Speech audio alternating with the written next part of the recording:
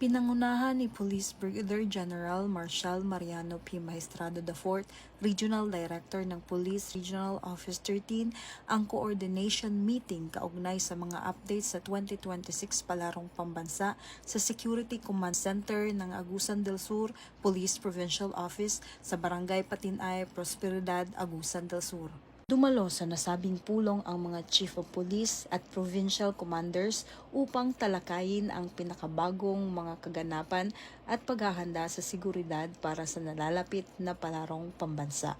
Patuloy na pinapaigting ng PRO 13 ang kanilang mga hakbang sa seguridad at koordinasyon upang matiyak ang ligtas, maayos at matagumpay na pagsasagawa ng palaro, habang nagbibigay ng ligtas at magiliw na kapaligiran para sa lahat ng kalahok, panauhin at manonood.